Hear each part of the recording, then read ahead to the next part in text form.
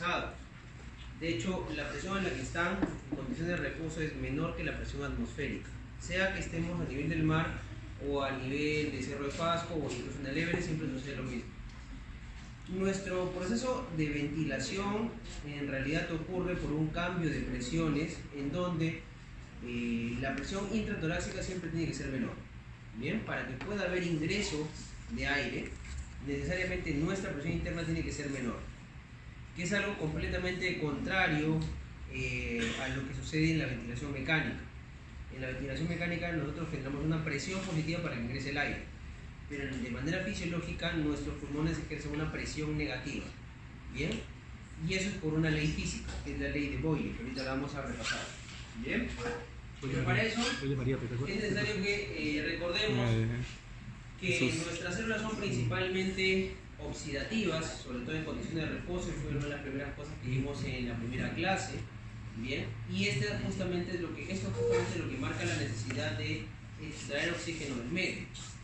A medida que nuestras células empezaron a aumentar en cantidad, el oxígeno empezó a ser insuficiente, y en ese sentido tuvo que existir un sistema que se encargara de capturar el oxígeno del medio, que está dentro del aire, y meterlo hacia nuestras células. Y ahí es que se desarrolla el sistema ventilatorio. ¿Bien? Ahora, otra cosa importante para diferenciar entre los términos de respiración y ventilación es que la ventilación en verdad es el fenómeno estrictamente mecánico que se refiere a la captura del aire atmosférico y el transporte del mismo hacia las zonas de intercambio gaseoso, que son los alvéolos. ¿Bien? Eso es ventilación, todo ese proceso mecánico. Porque en realidad la respiración tiene un concepto más celular, bien, que tiene que ver justamente con lo que ustedes han visto en biología. El uso del oxígeno a nivel mitocondrial para poder proveer de energía, de ATP. Eso en verdad en términos estrictos es respiración. Sin embargo, en el campo médico el término respiración y ventilación lo intercambiamos, lo utilizamos como si fueran sinónimos, aun cuando en realidad no es así. ¿Bien? Entonces, cuando hablamos de sistema respiratorio, en verdad deberíamos estar hablando del sistema ventilatorio, pero para fines prácticos es casi exactamente lo mismo. En términos académicos decimos que no es en verdad lo mismo. Ahora, este intercambio gaseoso, como hemos dicho, sucede en una zona especial del pulmón, que son los alvéolos o los sacos alveolares, que no son otra cosa que una modificación de la estructura de la pared del sistema respiratorio para poder proveer más área y tener una membrana muy delgada por la cual pueda ingresar el oxígeno y salir el CO2. Bien, ahora, otra cosa que tenemos que recordar en términos físicos es que el CO2 y el oxígeno como gases se comportan diferentes. El oxígeno es un gas que se considera insoluble, mientras que el CO2 es un gas que se considera soluble. Por esa razón, la velocidad con la que difunden a través de una membrana también va a ser diferente. El CO2 se considera que es 20 veces más rápido en moverse a través de una membrana que el oxígeno. Y por otro lado, también tendremos que recordar que para que haya movimiento de gases es necesario que haya un gradiente, es decir, una diferencia de concentración. Si tenemos por acá 100 de oxígeno en el alvéolo y 100 acá, no hay movimiento. Pero si nosotros tenemos 100 de oxígeno en el alvéolo y por acá tenemos 40 de oxígeno, sí va a haber movimiento del oxígeno hacia adentro del cuerpo. Y en el caso del CO2 será al revés. Tenemos 0 en el alvéolo y 47 en este lado, el CO2 tenderá a salir. ¿Bien? Entonces es importante recordar físicamente que tiene que existir un gradiente de presión para que pueda haber un movimiento neto de las partículas. Ahora, ¿por qué hablamos de presión en este caso y no hablamos de moles? Porque el oxígeno y el CO2 se comportan como gases ideales. Aunque son gases reales, se comportan como gases ideales. Y esto sucede cuando los gases están a presiones bajas, como una atmósfera. Una atmósfera es una medida de presión, que en términos de milímetro de mercurio es igual a decir 760. Y la mayor presión atmosférica que tenemos nosotros es esa, 760. Y eso está a nivel del mar. Es una atmósfera. Pero, por ejemplo, las personas que viven en Cerro de Pasco están a menos de una atmósfera, porque están a menos de 760 milímetros de mercurio. O sea, con más razón se comportarían estos gases como gases ideales. ¿Y eso qué significa? Que según la química y la ley general de los gases, se cumple esta ecuación. presión por volumen es igual a la constante de Rankine por la temperatura en Kelvin y por el número de moles. Bien, pero considerando que la temperatura es constante en nuestro cuerpo y que R también es una constante, bien, entonces lo que vamos a terminar encontrando es lo siguiente: que el volumen de nuestro cuerpo casi no cambia, por lo tanto es una constante. La temperatura también se considera constante. Y R de por sí es una constante. Eso nos lleva al hecho de que la presión P es directamente proporcional al número de moles. O, básicamente, casi como decir que la presión es como medir el número de moléculas. Por eso, en términos de sistema ventilatorio, no hablamos de cuántas moles de oxígeno, de cuántas moles de CO2, sino de cuántos milímetros de mercurio ejerce de presión cada gas. Porque es como hablar de la concentración del gas. ¿Bien? O sea, en ese caso es equivalente. Bien, eso es importante que ustedes recuerden. ¿Por qué hablamos de presión en estos gases? Por esta razón. Porque se comportan como gases ideales. Y acá está la relación. El número de moléculas, si lo expresamos por una unidad de volumen, sería una concentración, pero en este caso es equivalente a hablar de presión. ¿Bien? Y eso va a ser importante porque nosotros vamos a medir presiones en nuestro cuerpo y en la atmósfera de los diferentes gases. Y acá hay un ejemplo bastante sencillo. Tenemos un recipiente con una capacidad que tiene 1 litro de volumen y 10 moléculas. Entonces tenemos 10 moléculas por cada litro. Bien, y que se está creciendo aquí en este recipiente 2 milímetros de mercurio de presión.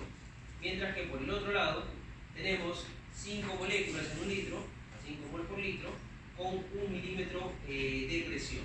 Bien, entonces lo que estamos viendo es que es proporcional la presión al número de moléculas. Acá tenemos el doble de presión, acá tenemos la mitad de presión, el doble de moléculas, la mitad de moléculas. Simplemente esto nos está ejemplificando que si se duplicara la cantidad de moléculas, se duplicaría la presión. Si se divide entre 2 el número de moléculas o la concentración, disminuiría la presión. Porque la presión es el fenómeno físico que nos indica la energía cinética exacta que se genera por el movimiento de diferentes partículas contra una superficie, en este caso por ejemplo contra las paredes del recipiente. Es lógico entonces que mientras más moléculas haya, habrá más golpe de estas moléculas contra las paredes del recipiente, por lo tanto habrá más presión. Bien, esa es la lógica que se sigue. Perfecto. Entonces, por ejemplo acá tenemos 100 milímetros de mercurio de oxígeno y 100 milímetros de mercurio de CO2. ¿Qué significa esto? Que la concentración de estos gases estaría en relación a estas presiones, o en este caso sería prácticamente equivalente. Bien, otra vez tenemos un ejemplo acá, en donde simplemente estamos mostrando cuál es la relación de las presiones entre oxígeno y CO2, y por lo tanto cuál es la relación del número de moléculas de oxígeno y CO2, que en este caso es 1. Bien, es solamente para ejemplificar el mismo concepto que habíamos estado comentando hace un momento. Y si es que por alguna razón el número de moléculas de CO2 fuera exactamente la mitad que la del oxígeno, simplemente la presión también vendría a ser la mitad. Bien, estamos solamente mostrando ejemplos de lo mismo que hemos dicho, que la concentración es directamente proporcional a la presión. Bien, perfecto. Ahora, habiendo dicho eso, tenemos que recordar ahora que una de las primeras leyes que vamos a estudiar es esta de acá, la ley de Dalton. La ley de Dalton es la ley de las presiones parciales. Dalton nos dice que cuando hay una mezcla gaseosa, cada gas aporta una determinada presión y la sumatoria de la presión de cada gas de la mezcla nos va a dar finalmente la presión de toda la mezcla. En este caso, lo que estamos analizando es la presión de una mezcla gaseosa que se llama aire. Bien, pero este aire es aire atmosférico, es decir, el aire que está en el ambiente. Ojo que este aire va a cambiar su composición cuando esté dentro de nuestro cuerpo y cuando esté específicamente dentro del alveolo y cuando ya esté en nuestro sistema circulatorio. Bien, es completamente diferente. Y en el caso del aire atmosférico, la presión total absoluta es 760 milímetros de mercurio. Pero esto solamente se cumple si estamos hablando que estamos, como hemos dicho inicialmente, a nivel del mar, o sea, teóricamente a 0 metros sobre el nivel del mar. En Lima exactamente no estamos a 0. Estamos un poquito más, 120 metros sobre el nivel del mar, o sea que la presión no es 760, sino un poquito menos. Pero para efectos prácticos decimos que en Lima estamos a 760. De repente en zonas más cercanas al mar, más pegaditas, estaríamos literalmente a 0 metros sobre el nivel del mar. ¿Bien? Ahora, lo que podemos observar acá también es cuáles son las presiones de cada gas. Bien, y como hemos dicho que la presión es directamente proporcional a la concentración, lo que vamos a ver es justamente que esto se relaciona con el porcentual del aporte de toda la presión del gas. En el caso del aire atmosférico, el mayor componente es el nitrógeno, que aporta 78%. Mientras que en el caso del oxígeno aporta prácticamente el 21%, si redondeamos 20.84 vendría a ser 21%. Bien, y el 21% de 360 son 159 milímetros de mercurio. Entonces, para no estar recordando estos valores, utilizamos los valores de presión. Ahora, ustedes se acordarán que cuando hicimos la primera clase justamente de metabolismo, habíamos comentado que eso estaba relacionado con la parte respiratoria y habíamos explicado que en el aire nosotros respiramos una determinada composición de oxígeno y que esa composición de oxígeno siempre es la misma. Y en ese sentido, el porcentual de oxígeno en el aire siempre es ese. Vamos a redondearlo al 21%. Eso significa que a cada nivel del mar, donde tenemos 760 milímetros de mercurio, el oxígeno representa el 21% de toda la mezcla. Pero en el Everest sigue siendo el 21% de toda la mezcla, solamente que es una mezcla con menos presión. Pero sigue siendo el 21%. Eso no va a cambiar. Aún así el aire esté más sucio, más limpio, más contaminado, menos contaminado, el oxígeno sigue siendo 21%. Porque las partículas de contaminación no van a generar una diferencial grande con relación al movimiento de estos valores de la presión. Básicamente, en ese sentido, el aire atmosférico es nitrógeno y oxígeno. Dense cuenta que la cantidad de aporte porcentual del CO2 es prácticamente nula, igual que la del agua en forma de vapor. Sin embargo, en nuestro cuerpo el agua sí está en forma de vapor y eso va a ser un punto importante para nosotros. Bien, que es lo que vamos a analizar a continuación. Nos recordemos de acá dos cosas. La primera, que la presión del aire como mezcla depende de la sumatoria de las presiones de cada uno de sus gases, que la presión del gas del aire es 760 a nivel del mar y a medida que vamos subiendo va a ser cada vez menor. Y en segundo lugar, que la presión del oxígeno, la contribución porcentual del oxígeno, siempre es 21%. Aquí o en cualquier nivel, en cualquier otra parte de la Tierra. Bien, lo que no va a ser igual es la presión que ejerce, obviamente, porque está proporcional al 21% de la suma total. Si nosotros sacamos el 21%, ya no es 760, sino de 560, será mucho menos. Eso es en parte lo que nos va a explicar por qué cuando subimos en altitud empezamos a tener carencia de oxígeno. No porque falte oxígeno, no porque haya menos oxígeno en el aire, eso es incorrecto. Sigue siendo 21%, pero una mezcla menos presurizada. Esa es la diferencia. Y ahora, ¿qué implicancia va a tener eso en nuestro cuerpo? Una muy grande, que es la que vamos a consultar ahora. Recuerden el concepto de que la presión es directamente proporcional a la concentración.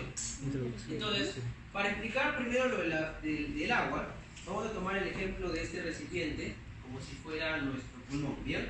En este recipiente, que vendría a asemejar el pulmón, tenemos una capa de agua que está constantemente a 37 grados centígrados, que es nuestra temperatura. En esa condición, lo que va a suceder es que algunas moléculas del agua que están en el estado líquido van a pasar al estado gaseoso. ¿Bien? Y esas moléculas que pasen al estado gaseoso, acá están, moléculas de agua que están pasando al estado gaseoso. Estas moléculas de agua que han pasado al estado gaseoso van a generar una presión en contra de estas para que ellas ya no se conviertan en más gas. Esa presión se conoce como presión de vapor de agua. Y la presión de vapor de agua en nuestro cuerpo a 37 grados centígrados siempre es eso, 47 milímetros de mercurio. Quiere decir que cuando tenemos más temperatura cambia esa presión y cuando tenemos menos temperatura corporal también cambia. A menos temperatura la presión será menor, a más temperatura la presión será mayor. Tiene la lógica siguiente: mientras más temperatura haya, más energía cinética va a ganar estas moléculas de agua en estado líquido. Pasarán al estado gaseoso y generará una fuerza que se opone a que más moléculas de estado líquido pasen al estado gaseoso. Bien, por lo tanto, por eso decimos que la presión de vapor de agua es mayor a mayor temperatura y es menor a menor temperatura. Pero básicamente lo tomamos casi como una constante, porque salvo condiciones patológicas la temperatura cambia. El resto del tiempo la temperatura es relativamente constante. ¿Bien? ¿Pero es a volumen constante? ¿Cómo? Sí, si el volumen es constante, ¿te refieres? No, si se aplica solo a volumen constante. Ah, claro, se aplica aplica considerando que el volumen de nuestro cuerpo es más o menos constante, tomando esas consideraciones. Bien, ¿por qué es importante esto? Porque ustedes vieron que la presión del aire atmosférico tenía una composición determinada, bien, en presiones de gases. Cuando ese aire ingrese a nuestro cuerpo, se va a enfrentar con esa agua que está ahí. Ah, la presión ahí. Y acuérdense que yo les dije al inicio que la presión adentro es menor que la de afuera. Sí. Bien, para que el aire pueda ingresar. Cuando el aire ingresa, adentro se vuelve 760, igual que afuera. Ya. Entonces todo tiene que sumar 760. Pero tiene que sumar 760 considerando que adentro hay 47. O sea que lo demás tiene que reducirse. Es algo así como que un efecto de dilución. El porcentaje va a cambiar un poco, casi mínimamente en verdad. Pero sí va a cambiar un poco, es lo que vamos a ver ahorita. ¿Bien? Y ese efecto es lo que nos va a explicar un fenómeno que nosotros calculamos matemáticamente y que se utiliza para la ventilación mecánica, es la presión inspirada de oxígeno. Ahorita vamos a explicar eso. Entonces vamos a suponer ahora que ese recipiente se abre, porque nosotros tenemos salida constante, nosotros somos un sistema abierto. Eso va a generar que cuando el aire ingrese, se diluye este aire. Acuérdense que la presión nuevamente del aire atmosférico a nivel del mar es 760.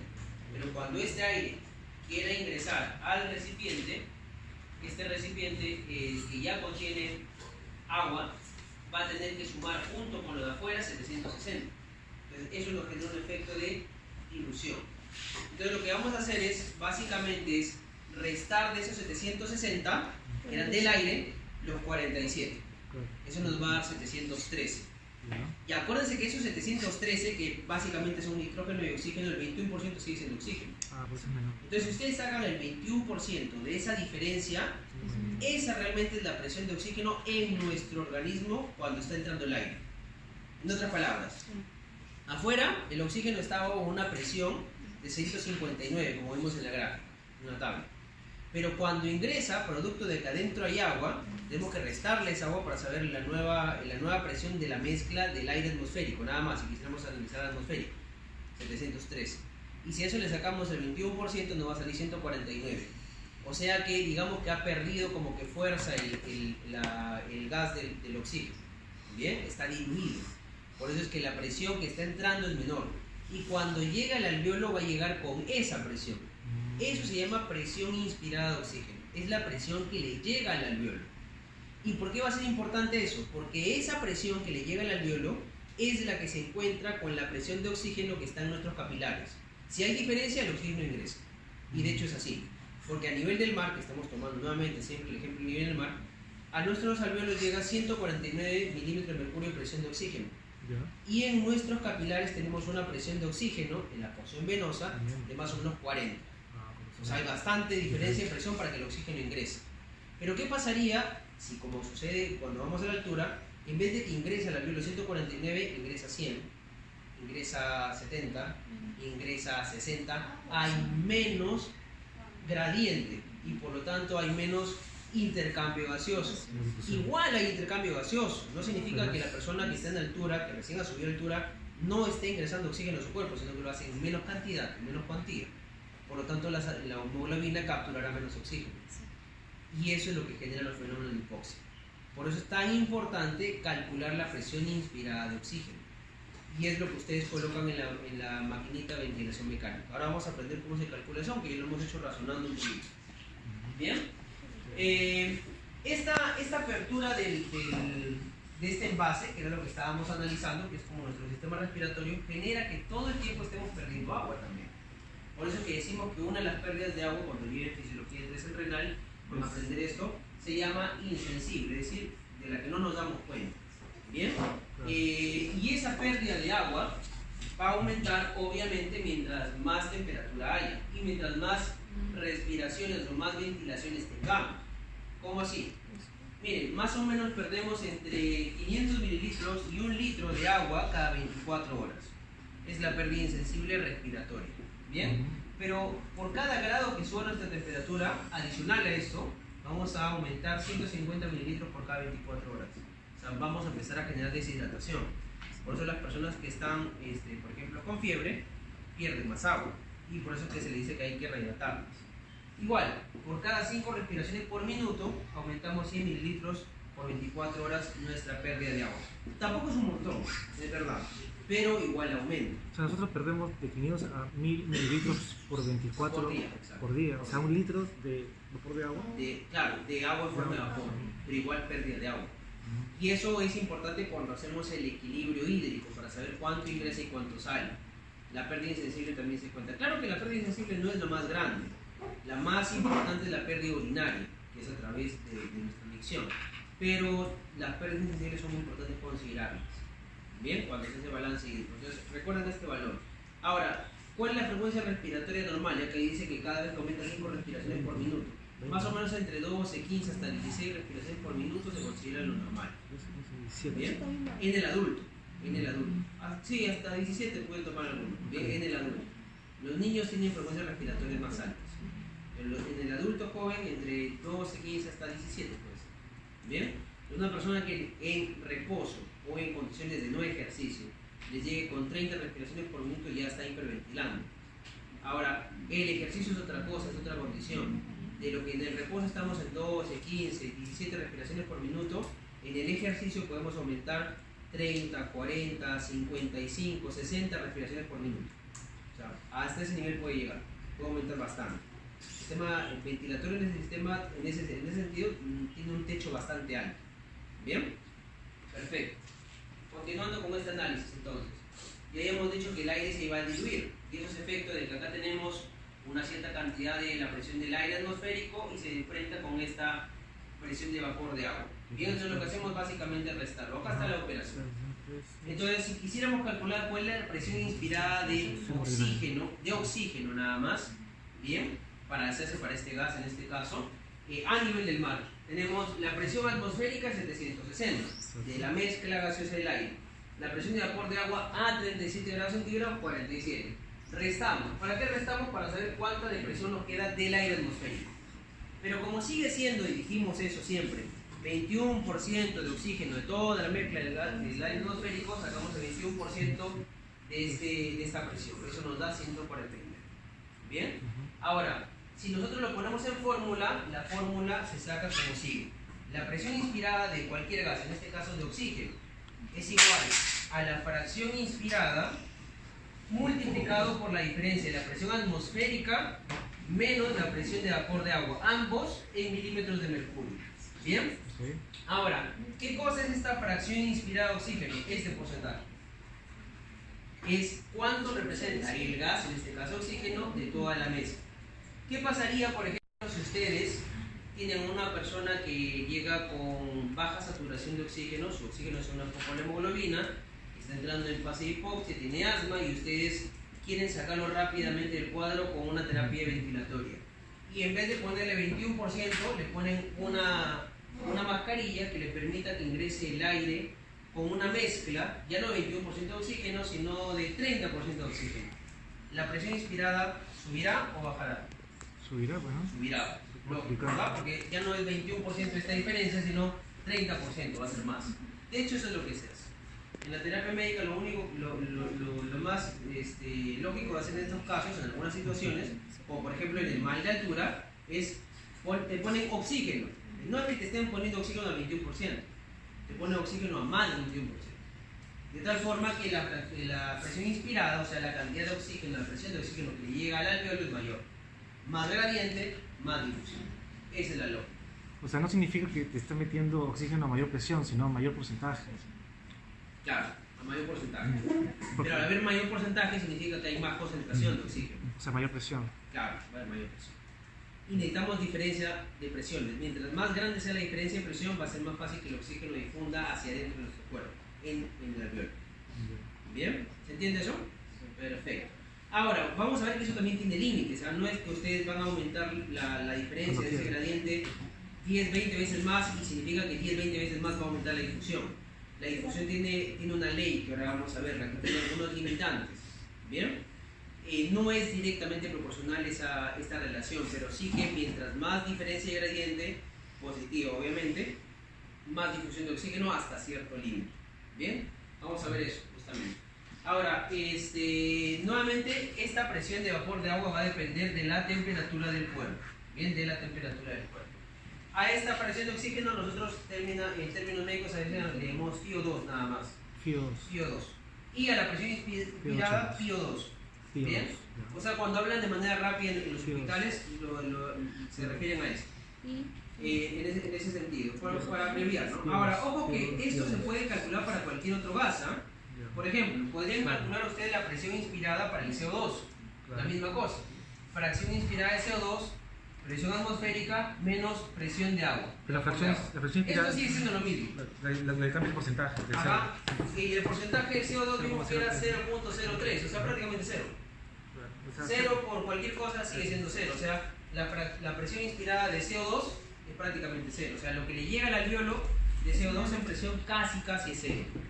Es tan chiquitito que lo podemos considerar matemáticamente como si fuera un cero. Y por eso hay gradiente para que el CO2 salga. ¿Bien? Perfecto.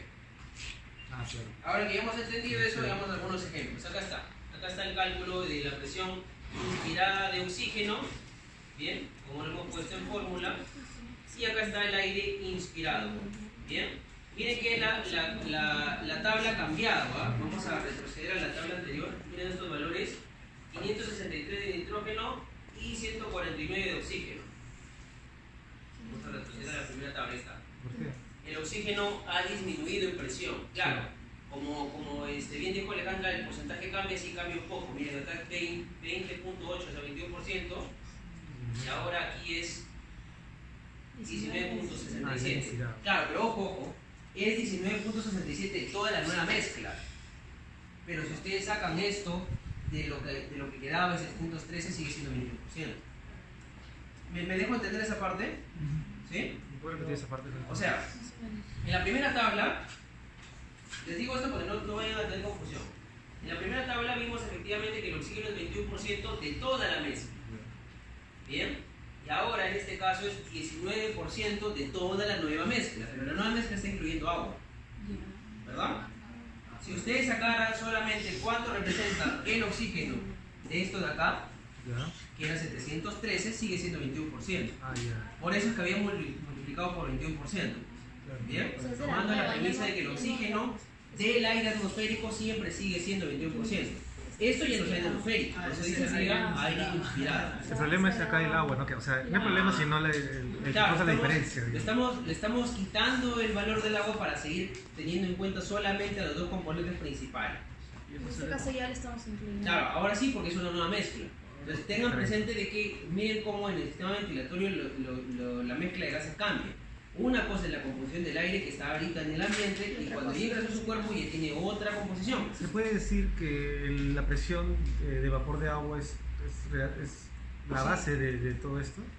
Porque si no hubiera esta presión... claro, sería igual que la del aire atmosférico. Y no podríamos respirar. Bueno, bueno, generaríamos mayor volumen y todo esto, pero digo, es importante ese vapor de agua, por lo que veo. Claro. Es importante para delimitar, claro, porque si no existe ese vapor de agua, el oxígeno estaría en más presión y habría más gradiente y sería más fácil la difusión. El punto es que el oxígeno no es un gas soluble, es un gas insoluble, además de todo eso. Y eso también es otro factor que a nivel del alveolo va a dificultar la difusión del mismo. En cambio el CO2 no. Por eso es que si ustedes empiezan a hiperventilar voluntariamente, lo que van a botar más que oxígeno es CO2. Van a sacar más CO2 más rápido, porque el CO2 es soluble y se convierte, o sea, se intercambia hacia el bicarbonato y del bicarbonato al CO2. Si ustedes han botado, supongamos, han botado todo el CO2 que tienen en el capilar, automáticamente el bicarbonato se convierte en más CO2 y sigue saliendo. Y el carbonato es un potente buffer, ¿cierto? Sí. Es para... Justamente por eso. Porque el CO2, lo que pasa es que hay una ecuación que vamos a ver en un momento que tiene relación justamente con eso que está diciendo. El CO2, cuando se mezcla con el agua, forma el H2CO3, claro, el ácido carbónico. ¿De acuerdo? Y ese ácido carbónico se disocia, pues es un ácido débil, en hidrógeno y en bicarbonato. Sí. El punto está en que, como ustedes recordarán por química, la acidez se mide en función a los hidrógenos libres. Voy a escribir mejor la ecuación para que no nos... Igual esto lo vamos a ver en un momento más. Tiene que ver con esto. Hay un Ese- el número rojo, ¿sí? ese no es el- Esta reacción es reversible, o sea, va de un lado y va del otro. Y forma un ácido débil que es el H2CO3. Como recordarán ustedes, la definición de ácido débil es aquel que se disocia de manera incompleta. Entonces, este H2CO3, ácido carbónico, se va a disociar también en una reacción reversible en hidrógeno y en bicarbonato. Ahora, la definición de pH, Ácido. si recordarán ustedes, Ácido. pH es igual al logaritmo negativo de la concentración de hidrógenos libres. Acá el hidrógeno está libre, ¿sí o no? Sí. Entonces, mientras más CO2 haya, la reacción se va a ir hacia la derecha. Y eso va a hacer que haya más hidrógeno. Ustedes dirán, ah, pero hay más bicarbonato. Sí, pues el bicarbonato no cumple una función si no captura el hidrógeno. Y el bicarbonato cumple su función cuando agarra el hidrógeno y desplaza la ecuación hacia allá. Por eso es que les decía, si el bicarbonato se agarra el hidrógeno y forma CO2, este CO2 no le queda otra cosa más que ser exhalado. Claro, es una manera del cuerpo agarre al hidrógeno para Exacto. poder equilibrar. Por eso es que nosotros decimos en términos de equilibrio ácido-base que estos dos son prácticamente lo mismo. O sea, el CO2 se comporta como un ácido, como un hidrógeno. Más CO2, más hidrógeno. Menos CO2, menos hidrógeno. O sea, más hidrógeno se vuelve más ácido. Claro. Eso es lo que dicen acidosis, Claro, ¿verdad? exacto. Por eso es que un paciente que retiene mucho CO2, como un paciente con EPOC, forma más hidrógeno y ese exceso de hidrógeno hace que la sangre se vuelva más ácida. Bien, genera acidosis, pero por causas respiratorias, porque no evaporó el CO2. Más bien, de ahí vamos a ver los mecanismos de compensación. Cuando yo tengo, digamos, poco bicarbonato, o no tengo mucho, no tengo bicarbonato, mi sistema renal no recupera bicarbonato, no estoy formando bicarbonato. Habrá un exceso de hidrógeno, ¿sí? Sí. Pero lo que tengo que hacer es el CO2 que tengo en mi cuerpo, botarlo, porque si no el CO2 se va a convertir en hidrógeno. Exacto. Entonces significa que cuando falla un sistema, por ejemplo en este caso el metabólico, la compensación tiene que ser respiratoria. Y al revés también. Bien, eso vamos a verlo un poco más en equilibrio ese vaso, pero para esa razón el sistema ventilatorio cumple una función extremadamente importante para equilibrar nuestro pH. Y por eso es que, como decía Rudy, el sistema de bicarbonato CO2 forma un tampón bastante amplio. No es el más efectivo si es que nosotros lo catalogamos en términos del pKa. Bien, en química ustedes también han estudiado el pKa y el pKb. Sí. Bien, la ley dice que un buffer es más efectivo cuando su pKa está más cerca al pH en el que trabaja. En este caso, este buffer no está tan cerca, pero es el que más abunda. El más efectivo, en verdad, como buffer es el de las proteínas, de hemoglobina.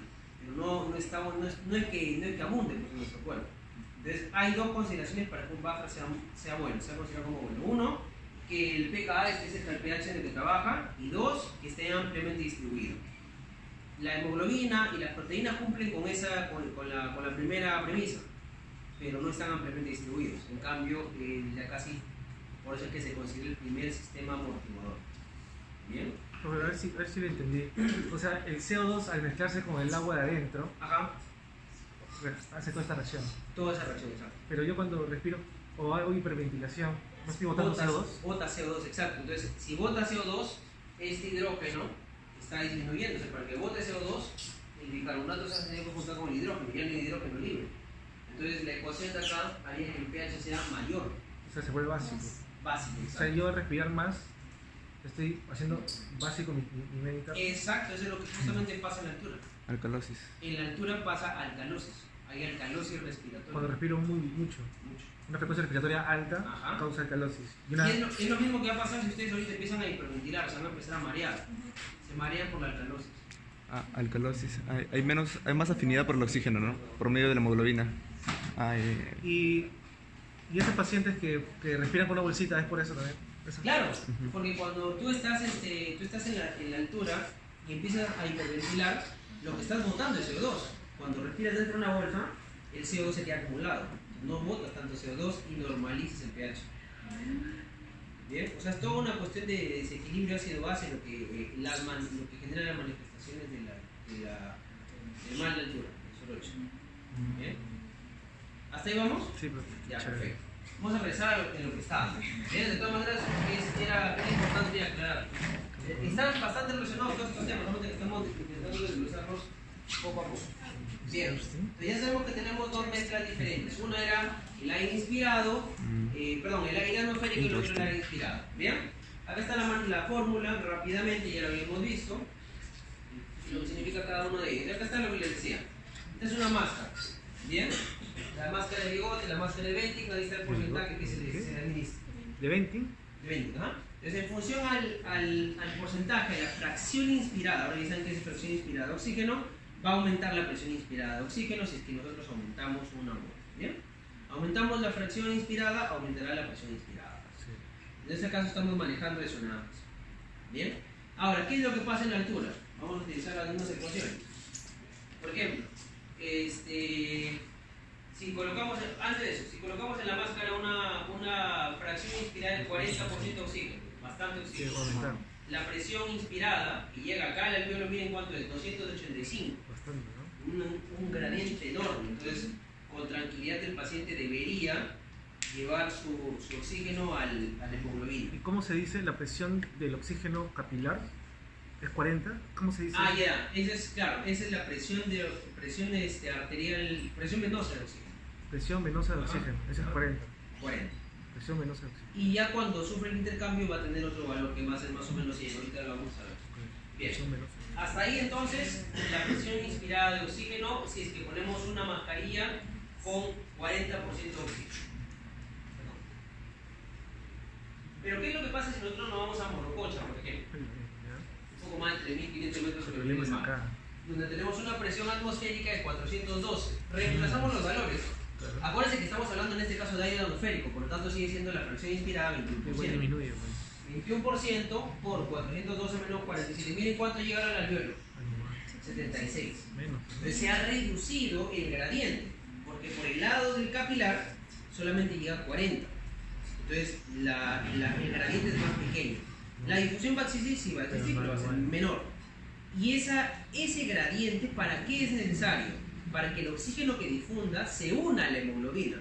Porque ustedes han estudiado, para adelantar un poco más, ustedes han estudiado también en parte de la teoría de fisiología, y si no lo comentamos ahorita, de que la hemoglobina está en dos estados, en el estado relajado y en el estado tenso. ¿Bien? En el estado tenso, justamente no está unido al oxígeno, sino al hidrógeno. Esa diferencia de presión es necesaria para sacar del estado tenso a la hemoglobina y permitir que el oxígeno se le una. Para eso es necesario ese gradiente de presión. Si el gradiente es más pequeño, es más difícil sacar ese hidrógeno que está unido a la hemoglobina. Entonces, si nosotros tenemos acá a la hemoglobina, esa hemoglobina dijimos que es un buffer porque está uniéndose al hidrógeno. Bien, ahí está. Pero nosotros necesitamos que el oxígeno se una a ella. Acá está el oxígeno. El oxígeno tiene que romper esta unidad. Y para que se pueda romper esa unidad necesitamos un gradiente, una variación de la presión alta. Bien. En este caso, ¿cuál es ese gradiente? Calcularíamos 149, que es lo que le llega al alveolo, menos lo que está en el extremo venoso, que es 40. ¿Cuánto es eso? Es 109. Ese es el gradiente de presión que necesitamos aproximadamente. Para liberar el hidrógeno. ¿Qué es lo que pasaría si es que en este caso tenemos 76.5 contra 40? La presión es menor y por eso se une menos el oxígeno a la hemoglobina. Y eso hace que del 100% de unión a la hemoglobina solamente esté unido un 92%. Ustedes dirán, ya, pero no es mucho, es 8%, eso es un montón. Bien. De hecho, nuestra hemoglobina no se satura, o sea, no se llega a unir al oxígeno en un 100%, sino que los valores de unión más o menos oscilan entre el 97 y el 98%. Ahora, eso lo vamos a explicar por qué no llega a ser 100%. No llega a ser 100% en la periferia, o sea, cuando ya está dando vueltas. Pero cuando sucede el intercambio gaseoso a nivel del alveolo pulmonar, sí se satura al 100%. ¿Bien? Sino que, como recordarán ustedes, cuando la sangre sale de los pulmones, tiene que ir hacia el ventrículo izquierdo. En ese pasaje que sale de los pulmones hacia el ventrículo izquierdo para ser bombeado a toda la periferia, es que pierde más o menos ese 2-3% de saturación de oxígeno, porque se va consumiendo el oxígeno. ¿No llega la aurícula? ¿Cómo? ¿No llega la aurícula? No. Perdón, a la aurícula izquierda. La aurícula izquierda para ir después al ventrículo izquierdo. ¿Bien? Entonces, como en esa circulación hay abastecimiento de oxígeno a las células que están circundantes, por eso es que se pierde ese 2-3%, y en la periferia medimos una saturación del 97 al 98%, que es lo normal. Ahora, ¿cuándo hablamos de hipoxia? Hablamos de hipoxia cuando los valores están debajo en 92 o debajo de 92. 97 a 98% de saturación de la hemoglobina sería lo normal. Bien, considerando que esto está medido en la periferia. A partir del 92% de saturación de la hemoglobina hacia abajo, menor o igual a esto, recién hablamos de hipoxia. Y eso es lo que sucede en la altura. Ahora, como consecuencia de que tenemos poco oxígeno unido a la hemoglobina, se va a entregar poco oxígeno a las células. Habrán receptores sensoriales que capten que hay poco oxígeno en nuestro cuerpo y eso disparará una respuesta refleja del sistema respiratorio para aumentar la ventilación. Para intentar compensar que ante esa poca cantidad de oxígeno unida a la hemoglobina, con más ventilación puede ingresar más aire y con esa mayor cantidad de aire, más cantidad de oxígeno. ¿El problema cuál es? Que el oxígeno no es soluble y el CO2 sí, por lo tanto el CO2 sale más rápido. Y en esa salida más rápida sucede ese cambio del pH. Y ahí aparecen las náuseas, el mareo, los vómitos. ¿Bien? Las personas que son más sensibles que otras. Sí, es cierto. Y por si acaso, nada tiene que ver la capacidad física con la respuesta a la hipoxia. Una persona puede estar muy entrenada, puede ser un atleta, sube a 3.500 metros sobre el nivel del mar y se desvanece. Una persona gordita que nunca ha hecho ejercicio en su vida puede subir y no le pasa absolutamente nada. Bien, o sea, la respuesta a la hipoxia es una cuestión de cada persona. ¿Cómo se llama ese receptor? ¿No? Sí, depende, hay un factor que se llama respuesta ventilatoria a la hipoxia, que tiene que ver con el hecho de que cuando estás en el llano a 0 metros sobre el nivel del mar, cuánto ventilas, y cuando subes, cuánto ventilas. La diferencia debería ser un valor mínimo para garantizar que el oxígeno tienda a aumentar en el cuerpo. Cuando esa hiperventilación no logra ser lo suficiente, es que empiezan a existir los problemas. Ojo que igual la hiperventilación va a generar mareos, pero la cuestión está en que mientras más rápido logre reponer el nivel de oxígeno, vas a estar en menos hiperventilación. Pero la hiperventilación, disculpe, la varía por la alcalosis, ¿verdad? Claro, la hiperventilación causa la alcalosis. Claro, eso causa la alcalosis que te da mareos. Y eso causa, claro. Ahora, la cuestión está en que la hiperventilación, ¿por qué se causó? Por bajo oxígeno. Claro. Pero si esa hiperventilación logra compensar un nivel de oxígeno para que ya no estés en 92, si no hay 93, 94, para la hiperventilación se hace más pequeña.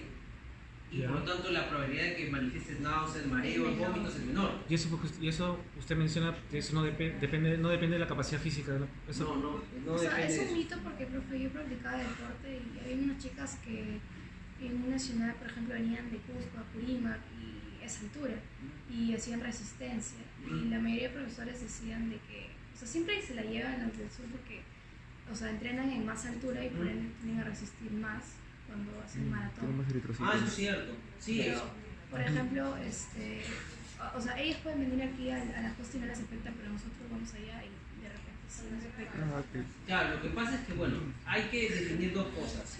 Primero, que estamos ahorita hablando del caso de una exposición aguda, o sea, que una persona de Lima, que es natural de Lima, sube a la altura y se enfrenta a la altura en los primeros minutos, en las primeras horas, los primeros días. Y otra cosa es la adaptación, o la respuesta crónica.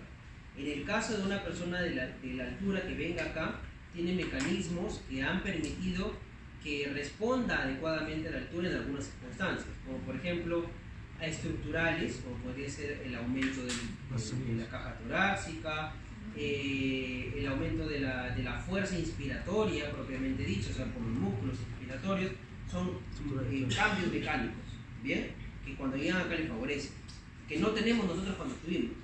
Podemos adquirirlos en el tiempo, pero la cuestión está en que estamos mirando dos caras. Una cara de la moneda es la respuesta aguda y la otra cara será la respuesta crónica. Ahora, aún con todo, y justamente por eso es que hay un seminario de mal de montaña crónico, no todas las personas que viven en la altura se consideran que están adaptadas, porque hay personas que estando en la altura, producto de la altura, generan una enfermedad que se llama mal de montaña crónico o mal de monje. ¿Bien? Monje. Monje. Monje fue un médico peruano, Carlos Monje. Sí, fue un médico peruano de San Marquino que describe por primera vez este cuadro. ¿Ah? ¿Fue un monje o se No, se apellidaba apellidaba No, se me la cuestión está en que este mal de montaña crónico, como ustedes han visto en fisiología, uno está relacionado con el hecho de que cuanto más hipoxia hay, se expresa un factor de transcripción que se llama IF1 alfa, ¿bien? Y ese IF1 alfa hace que se sintetice más eritropoyetina. Y como ustedes saben, la eritropoyetina aumenta los glóbulos rojos. La cuestión está en que cuando las personas no están lo suficientemente adaptadas, a pesar de que pueden vivir muchos años en la altura o ser nativos de la altura, producen tanta eritropoyetina que elevan sus niveles de glóbulos rojos a un nivel muy alto. Policitemia. Exacto, y generan policitemia. Bueno, exactamente poliglobulia, aumentan mucho su glóbulo rojo. Ustedes dirán, pero si tienen más glóbulos rojos debería ser beneficioso. Y en un punto determinado ya es contraproducente porque el glóbulo rojo genera más viscosidad de la sangre, genera más carga al corazón, tiene que aumentar más la presión porque la sangre es más viscosa, no se mueve tanto. Y por otro lado, son tanto los glóbulos rojos que no pasan por los capilares y hay zonas que no se abastecen de sangre. Y contrariamente a lo que uno pensaría, en vez de tener más oxígeno, en algunas zonas tienen menos oxígeno y por eso es que ven que en esos pacientes aparecen regiones cianóticas. En algunos casos sí. ¿Cuál es el tratamiento más evidente? Que disminuye el nivel de altitud al que vive. Pero obviamente eso significa modificar su estilo de vida. ¿Cuál sería la relación con el síndrome de Raynaud? ¿Cuál? Raynaud, síndrome de Raynaud. ¿A cuál te refieres? Creo, o sea, lo que tengo entendido es que en las zonas, o sea, regiones distales no tienen buena circulación y las manos o los pies se les ponen como que fríos y azules. Ah, ya no, pero en ese caso esa es una respuesta directamente vascular. Podría ser por un fallo a nivel endotelial de esa región. En este caso en particular tiene que ver con el hecho de que las regiones más distales son las más difíciles de irrigar y de abastecer de oxígeno, y como hay mucho eritrocito no se puede. No guarda una relación, tiene otra causa. Bien, ¿entonces hasta ahí vamos? Profe, Dime. una consulta. En la alcalosis es cuando sube el pH, ¿verdad? Entonces, ¿qué tiene relación el 2,3 difosfoglicerato? Porque he visto que cuando baja la curva de disociación del oxígeno va a la derecha, creo que. Sí. ¿No? Ya, lo que pasa es que, a ver, con relación a esto, ¿ya? La hemoglobina tiene a la vez dos formas de comportarse. Por un lado, nosotros necesitamos que el oxígeno se una mucho a la hemoglobina a nivel pulmonar, pero necesitamos que se una poco, o que tenga poca afinidad con el oxígeno a nivel tisular. Para eso es necesario que hayan algunos efectores alostéricos.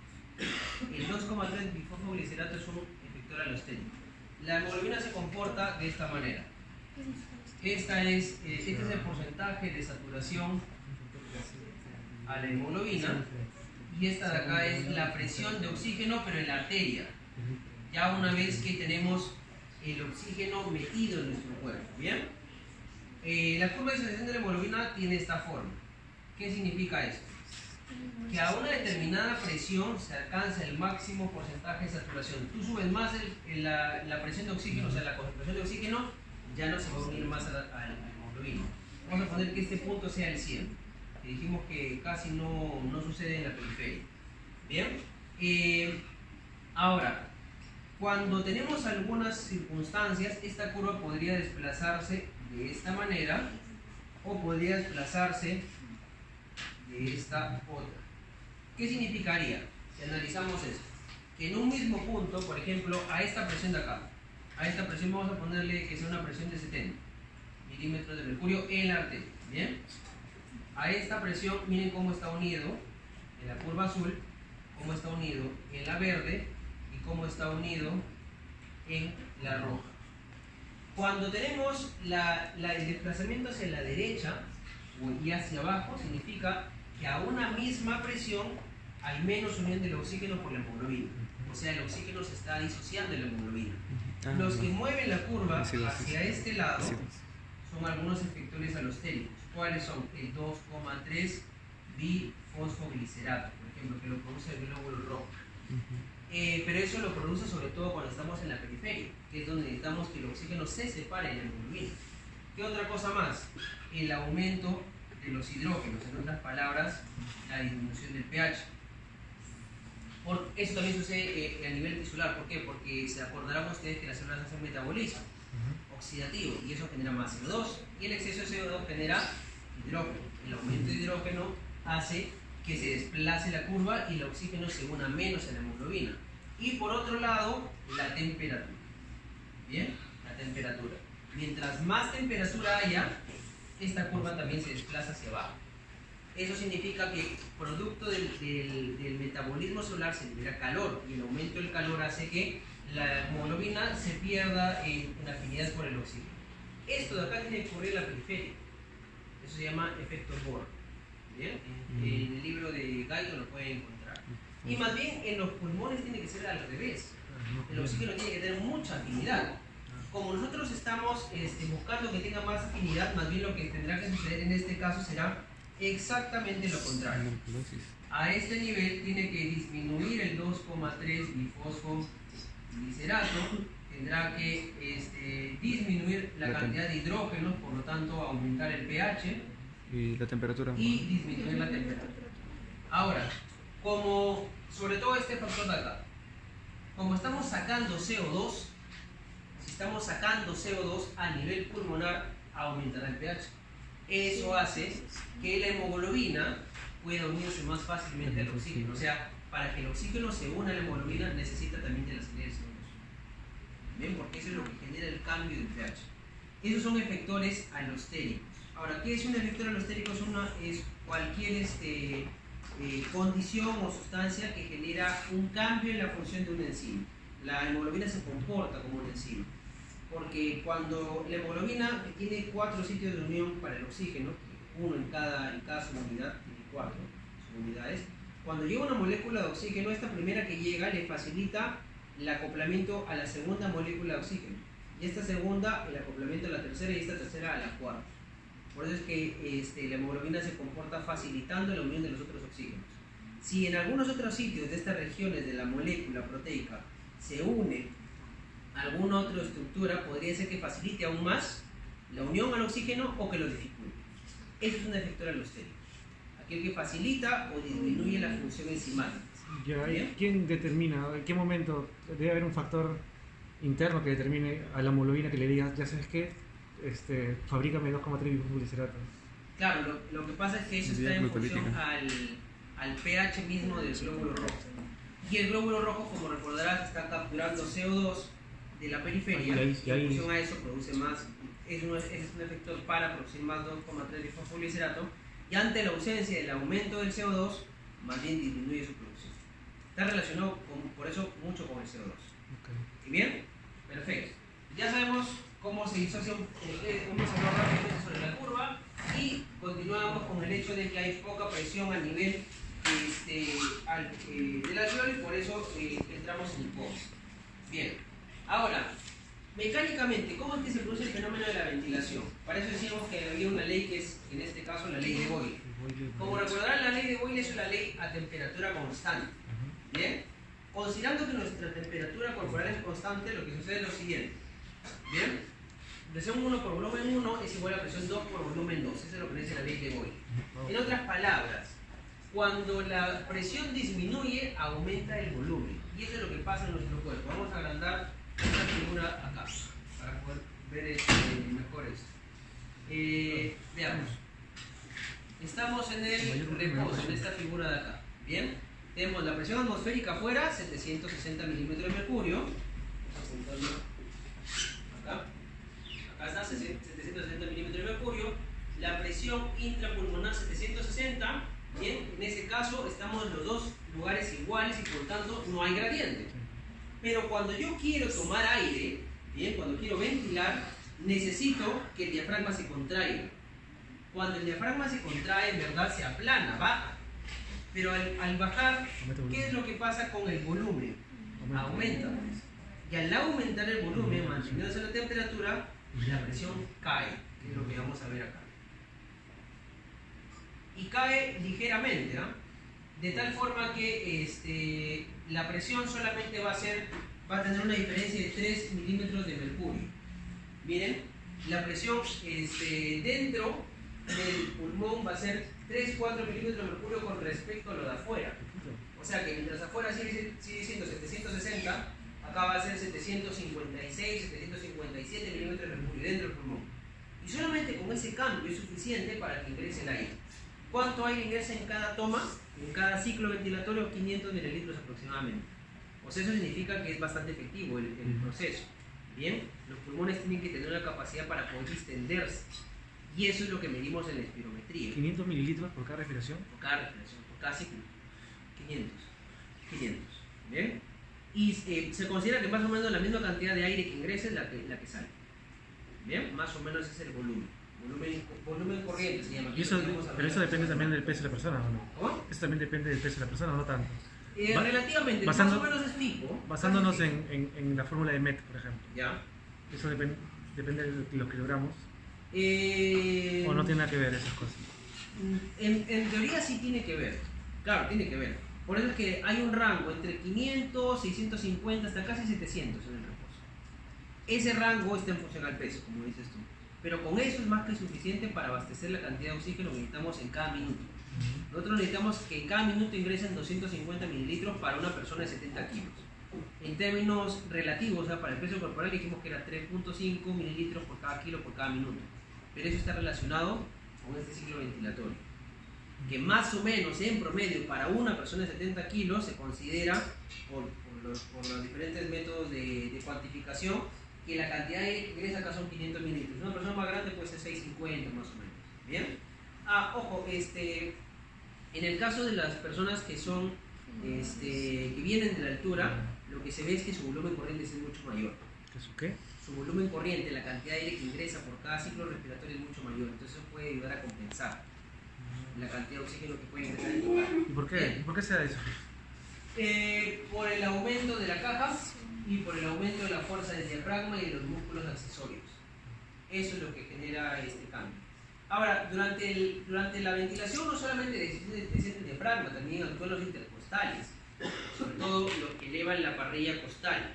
Entonces, esos aumentan el diámetro antero-posterior. Los serratos, los intercostales internos. Entonces, esos que elevan la parrilla costal, lo que van a generar es aumento del diámetro antero-posterior. El diafragma al aplanarse genera un aumento longitudinal y todo eso cambia el volumen, aumentando. Eso es lo que genera la disminución de la presión. ¿Bien? Y cuando nosotros vamos a expirar, perdón, esta es la figura de la inspiración. Acá está la figura de la inspiración. Este es el cambio de la presión, solamente 3 milímetros de mercurio, y cuando vamos a expirar sucede lo contrario. El diafragma en vez de aplanarse retrocede elásticamente. Y al retroceder, exacto, aumenta la presión con respecto a la de afuera. Y el aire pues, todo es un fenómeno de cambio negativo. Cuando tomamos aire, la presión adentro tiene que bajar por aplanamiento del diafragma, ingresa el aire. Y cuando expiramos, el diafragma retrocede aumentando la presión intratorácica con respecto a la presión atmosférica y por lo tanto sale el aire. En el caso de la ventilación mecánica es al revés. Inspiramos o hacemos inspirar al paciente, pero no generamos un fenómeno de vacío, sino que la presión es mayor que la de adentro, por eso es que ingresa el aire. Pero para eso, previamente, relacionándolo con lo que habíamos visto en la primera mitad del ciclo, necesitábamos intubar al paciente y para eso tenemos que bloquear los músculos. Bien, para poder pasar después de la presión positiva. Bien, la ley física que explica este fenómeno es la ley de Boyle. Bien, perfecto. Hasta ahí hemos visto la ley de Dalton, acabamos de ver ahorita la ley de Boyle. Bien, y esta es la estructura ya amplificada de lo que vendría a ser un alveolo. Nosotros en nuestro sistema ventilatorio tenemos, como ustedes saben, primero la tráquea, después la tráquea a nivel del anillo carino se bifurca en dos bronquios, derecho e izquierdo, y después estos bronquios se bifurcan en bronquios primarios, secundarios y así. A nivel más o menos, esto genera algo que se llama armonificación, o sea que de uno salen dos, de cada uno de esos salen dos más y así. Se va generando como las ramas del árbol, eso se llama armonificación. Se forman casi aproximadamente unas 23 generaciones. A partir de hasta la generación más o menos 17, se considera que solamente el aire entra, o sea, es vía de conducción, no hay intercambio. A medida que vamos bajando y bajando y bajando y llegando a esta región, recién va a haber intercambio. La pregunta es ¿por qué? Como Porque nada. histológicamente a este nivel ya no hay músculo liso. De la generación 17 hacia arriba hay una gran cantidad de músculo liso. Por eso es que, sobre todo en el caso del asma, ese músculo liso lo que hace es esto. Cierra al bronquio, tanto a los primarios como a los secundarios, y eso hace que haya menos flujo de aire. Por eso es que en un asmático, cuando está con un ataque, con una crisis, lo que aplicamos son broncodilatadores, sustancias que generen que el músculo liso, en vez de estar contraído, se relaje. Beta 2, ¿no? Un beta-2 adrenérgico, que ahora lo vamos a ver. ¿Bien? ¿Y quién causa broncoconstricción? La acetilcolina. ¿El M2? La No, acetilcolina. M3, ¿no? M3. Ahorita vamos a comentar sobre esos receptores. Pero la diferencia que tienen que recordar ustedes acá a estos niveles es que tenemos vías de conducción y vías de intercambio. Las vías de conducción son las más altas. A ese nivel no hay intercambio gaseoso. Solamente en las porciones más inferiores, ya en esta porción donde se forman estos átomos que se llaman alveolos, es donde va a haber intercambio. A partir de la generación más o menos 17, 18 que les decía, entramos en una zona que se llama zona de transición, que hay conducción y un poco de intercambio. Cuando ya hay francamente zona de intercambio, a partir de la generación 20 más o menos. De ahí hacia abajo, de todas maneras hay intercambio. Y acá en estas partes tenemos que diferenciar. Esto acá es el alveolo, pero lo de arriba, en esta porción un poquito más arriba, todavía vemos ustedes que hay como unas bolitas. Ahí también hay conducción, eso se llama bronquiolo terminal. Los bronquiolos terminales inician el intercambio gaseoso. Y el intercambio gaseoso ya a su máxima expresión está acá, en el alveolo propiamente dicho. O sea, el bloqueo terminal forma parte de la zona de transición. Sí, forma parte de la zona de transición, donde hay un poco de conducción y también un poco de intercambio. Pero el intercambio básicamente sucede acá. Bien, ahora, ¿qué cosa es el alveolo? No es otra cosa más que una evaginación del epitelio. Es como si a las paredes ustedes las empujaran hacia afuera y formaran un chupo hacia afuera. Eso es el alveolo, no es otra cosa más. ¿Y para qué? Para aumentar la superficie, sobre todo la superficie para que el oxígeno pueda difundir, porque el oxígeno la tiene bien complicada. Bien, y otra cosa más, tenemos que quitar a ese nivel el músculo liso que estaba dentro, por una razón, porque el músculo liso va a generar que el grosor de la membrana sea más grande, más grueso. Y necesitamos que no haya músculo liso para que sea una capa bien fina. De hecho, esa capa es tan fina que solamente mide 0.5 micras. Y aún con todo, el oxígeno no logra difundir con tanta facilidad. 0.5 micras. Micras. Más pequeño que una bacteria. O sea, Sí, más- chiquitísimo. Muy chiquitito. Profe, el número 17 era vía de conducción o Sí, de conducción. Hasta ahí es de conducción. A partir de la 17, 18 ya empieza la zona de transición. transición. Y la zona, el nivel 20 más o menos ya es puramente el nivel de intercambio gaseoso. Ahora, cada alveolo va a estar recibiendo esta irrigación, como están viendo, capilares. ¿Bien? ¿Para qué? Para que justamente en estos capilares sucede el intercambio. ¿Bien? Ahora, una cosa importante, ¿ya? Que también deben estar viéndolo seguramente en anato. A nivel del alveolo, las venas, bien, que llegan, en verdad están llegando con oxígeno, pero con poco oxígeno. Y sobre todo con más CO2. O sea, no es que las venas lleven sangre sin oxígeno, llegan oxígeno, pero poco oxígeno. Bien. Y las arterias son las que van a tener más cantidad de oxígeno. Eso lo hemos estudiado clásicamente siempre. Pero tenemos que recordar, para que no tengamos confusión, que en este sentido, y acá dibujamos al corazón de esta manera como si fuera un cuadrado, tenemos dos aurículas y dos ventrículos. Bien, estos van a ser nuestros ventrículos. Ventrículo derecho, ventrículo izquierdo, aurícula derecha y aurícula izquierda. Y por acá vamos a poner al pulmón. Bien. De los ventrículos salen arterias. Bien. En este caso, del ventrículo derecho va a salir una arteria, que es la arteria pulmonar. Esta arteria pulmonar va a llevar sangre hacia el pulmón para que esta sangre sea oxigenada. Entonces, mire, a pesar de que esta es una arteria, la arteria pulmonar y las ramas de la arteria pulmonar están llevando sangre con poco oxígeno. Entonces, acá no se cumple la regla de que las venas llevan sangre poco oxigenada y las arterias sangre muy oxigenada, es al revés. Las ramas de la arteria pulmonar están llevando poco oxígeno y mucho CO2. O sea, a esto se le conoce como sangre venosa, a pesar de que está en una arteria. Pero ese es producto, disculpe, profe, de que las cavas llegan a la aurícula derecha. Claro. Entonces, como llega y baja. Claro, las venas cavas son las venas que recogen la sangre de toda la periferia y se van a conectar acá, en la aurícula derecha. En la aurícula derecha va a viajar hacia el ventrículo derecho y del ventrículo derecho se proyecta la sangre hacia el pulmón, lo que se conoce como circulación pulmonar. Bien, solamente porque no se vayan a perder, por si acaso. Entonces, el ventrículo derecho en verdad bombea sangre que, digamos, está no desoxigenada, poco oxigenada, a pesar de que es una arteria esta de acá, la pulmonar. Y ahora más bien del otro lado van a salir, cuando ya se haya hecho el intercambio, por acá van a salir venas pulmonares. Pero estas venas, a pesar de que son venas, llevan sangre con alto oxígeno y poco CO2. ¿Y a quién le van a llevar esa sangre? A la aurícula izquierda, para que de la aurícula izquierda pase al ventrículo izquierdo y de ahí es el resto del cuerpo. Entonces, ojo, no quiero que se confunda, ¿bien? A este nivel de intercambio gaseoso, a esta zona le llamamos zona de sangre venosa, como sangre, porque se comporta como una sangre venosa, pero no es que viaje por una vena, viaja por las ramas de la arteria pulmonar, ¿bien? Y a esta de acá le llamamos sangre arterial, pero no viaja por una arteria, viaja por venas. Queda claro eso, ¿verdad? Profe, ¿por qué lo pusieron así los nombres? ¿Por qué no lo pusieron al otro vena pulmonar, el otro es arteria? importante. ¿Por qué? Porque la definición de venas y arterias está en función a la característica histológica. Bien, las arterias tienen una característica importante, que es que no tienen válvulas, mientras que las venas sí.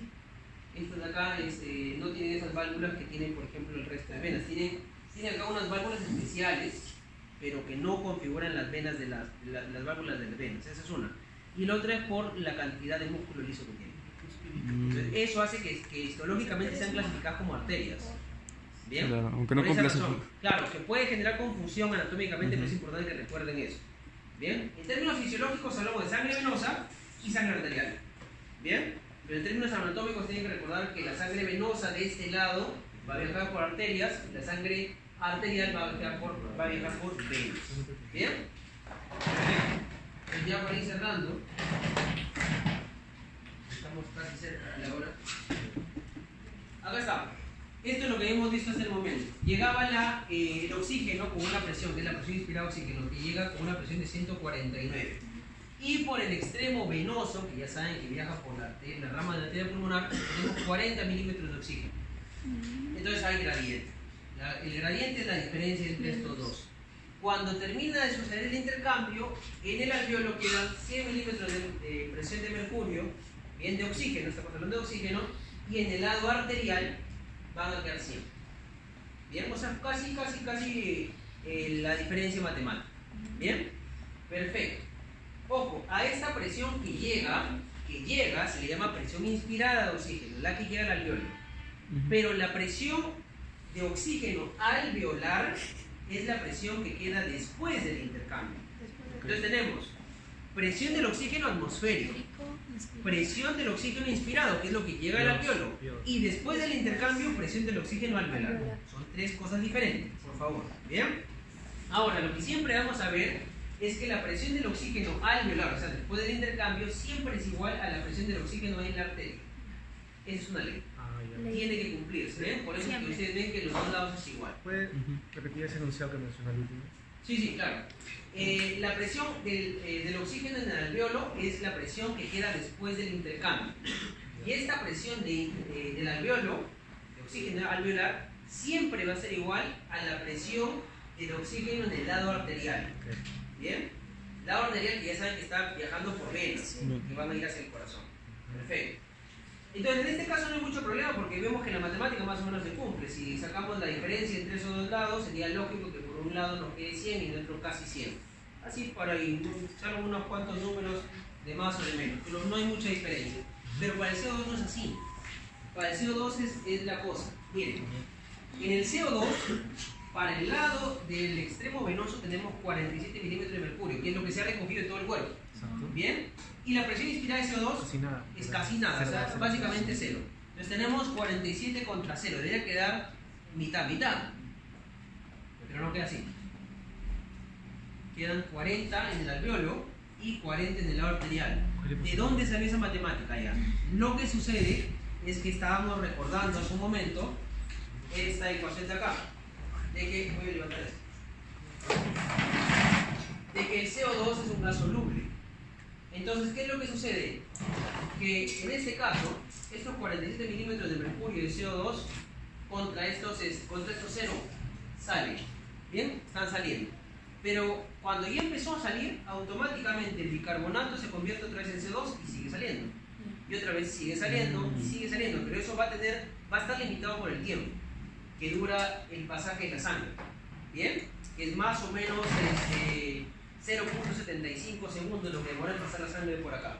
En ese tiempo vamos a tener un punto de equilibrio en el cual cuando haya terminado de pasar la sangre, en el alveolo van a quedar 40 y en el lado arterial van a quedar 40. Por eso es que acá la matemática no se cumple.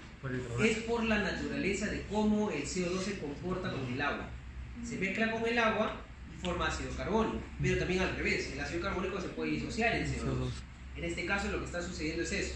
Estamos entrando más y más CO2. ¿Pero para qué se sucederá eso fisiológicamente? Para poder permitir que el pH cambie ese nivel y la hemoglobina se pueda unir más fácilmente al oxígeno. Pero el CO2 es una molécula apolar, ¿cierto? Sí. Se une al agua que es polar, pero gracias a la enzima anidrasa. Claro, Si no, porque no se conseguiría. la reacción, la unión con el agua se da de manera natural sin la enzima, pero 200 veces más lento. Entonces, la enzima en este caso es un catalizador, va a acelerar la reacción. Bien, pero igual se puede dar, pero no es casi no es espontáneo, en ese sentido. Y esta enzima está en el glóbulo rojo. Claro. Bien, entonces lo que tenemos que aprender no son los valores en este lado, en el lado arterial. Acá se cumple lo mismo, ¿eh? La presión del CO2 en el alveolo es la presión después del intercambio. Y la presión del CO2 en el alveolo es exactamente igual a la presión del CO2 en la arteria. Acá falta un 2 por si acaso, no es monóxido, es CO2. ¿Bien? En este caso lo que tenemos que aprendernos es la presión del oxígeno en la arteria es 100. Acá está, 100. ¿Bien? La presión del CO2 en la arteria es 40. Esos valores tenemos que aprender. Son los valores más o menos normales. Ojo que eso va a suceder, sobre todo considerando que hemos estudiado los parámetros a nivel de Lima, a nivel de 0 metros sobre el nivel del mar. Va a cambiar obviamente cuando estemos a nivel de la altura. ¿Bien? Perfecto. Y después lo que tenemos que recordar es que en el extremo venoso tenemos 40 milímetros de mercurio de presión de oxígeno aproximadamente y de CO2 en el extremo venoso 47. Bien, perfecto. Y gracias a este intercambio es que nosotros podemos ya abastecer de oxígeno a nuestras células. Ya para acabar, esta es la pared que se conoce como membrana respiratoria. Esta sería la pared del alveolo y la pared capilar. Si nosotros medimos esta distancia, es que yo les decía que más o menos es 0.5 micras. Bien, ahí está. Hasta una micra, pues. Miren, esa es la distancia. Entonces, si ustedes están viendo acá, la dificultad que tiene el oxígeno, como hemos estado repitiendo varias veces, es que es un gas insoluble. Miren, tiene que pasar el intersticio del neumocito. Después, la parte intersticial entre célula y célula, esta de acá sería capilar, tiene que salir el endotelio, tiene que pasar el intracelular del endotelio, que es agua, y después recién ingresar a la hemoglobina, que está dentro del glóbulo rojo. O sea, tiene varias capas de agua, por eso es que se le hace difícil. En cambio el CO2 no, pues el CO2 difunde, como han dicho Rudy, como es apolar, pasa entre los fosfolípidos, por eso facilito a través de la membrana. ¿Bien? Entonces, por eso es importante recordar la física de las moléculas también. Y acá tenemos, si nosotros extendiéramos a toditos los alveolos, más o menos unos 100 metros cuadrados de superficie. ¿Bien? Por eso es que están así hechos pelotitas, pues, para aumentar la superficie. Y un grosor de 0.5 micras. Y por esta superficie de 0.5 micras de grosor y 100 metros cuadrados, tenemos que hacer que aproximadamente por una persona de 70 kilos pasen 250 mililitros por minuto de oxígeno. Ahora, si ustedes quieren saber exactamente cuánto es lo que debe pasar para cada uno de ustedes, tienen que multiplicar sus 3.5 por el peso que tienen. Bien, que más o menos en promedio va a salir esto. Es un poco más, un poco menos en función del peso corporal. Y eso también varía de acuerdo a la enfermedad, ¿no? Porque hay fumadores, esta nota. Claro. En el caso de que ¿qué pasaría si esta membrana se engrosa? ¿O qué pasaría si es que esta área se hace a la mitad? Para poder explicar eso, como esto celebramos, está la ley de Fick. ¿Qué cosa nos dice la ley de Fick? Tomamos ahora esta misma membrana, bien, tenemos gradientes de presión, tenemos un área, nos dice que el volumen que va a, por minuto, que va a pasar de un gas es igual a una constante por la diferencia de presión multiplicado por el área entre D, que sería la distancia que viene a ser el grosor. ¿Bien? Entonces es directamente proporcional al gradiente de presión. Por eso decíamos que tenemos que tener un gran gradiente. Es directamente proporcional al área, pero es inversamente proporcional al grosor. B es volumen de oxígeno en este caso, claro. Y K es la constante de difusión del gas. Ahora, el punto es que el oxígeno otra vez es insoluble. Por lo tanto, su constante de difusión a través de las membranas es pequeño comparado con el CO2. Ahí está. ¿Bien? P1 sería la presión inspirada de oxígeno, P2 la presión venosa, que es la diferencia, y está el gradiente, el área, que son 100 metros cuadrados, el grosor de la membrana 0.5.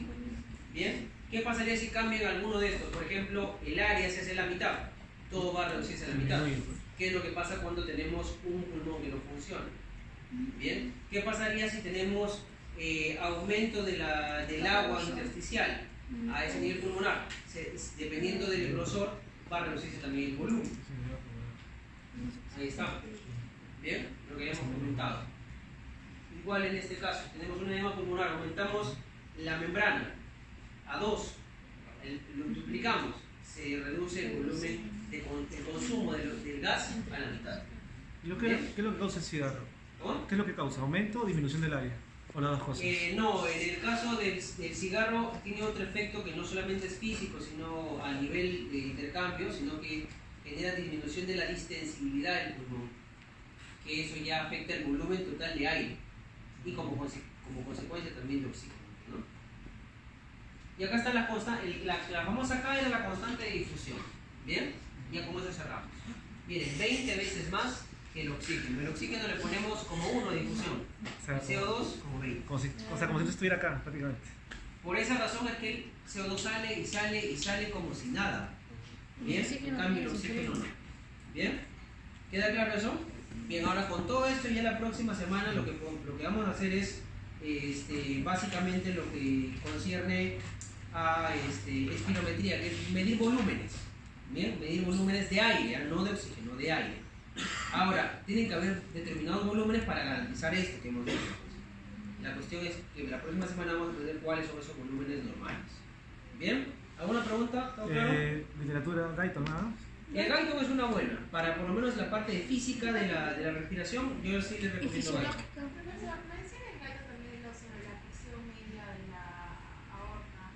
Ajá. No es la presión media, esa es la presión de oxígeno. La presión media se refiere a la presión arterial, son dos conceptos diferentes. Presión media es relacionada a la presión arterial, en este caso estamos hablando de la presión de un gas, que es la presión de oxígeno en la arteria, que es más o menos 100 milímetros. No te confundas con la presión arterial, que son 120 más o menos en la sístole, eso es otra cosa. Ajá, 120. Ya, no, eso es otra cosa. Esa es la presión de las arterias. ¿Qué fuerza ejerce la columna de sangre sobre la arteria? En este caso estamos hablando de la presión de un gas sobre una mezcla. ¿Bien? Listo, chicos. Entonces nos vemos la próxima semana. Ya saben que hasta el domingo a las 11:59 les espero su correo o un correo.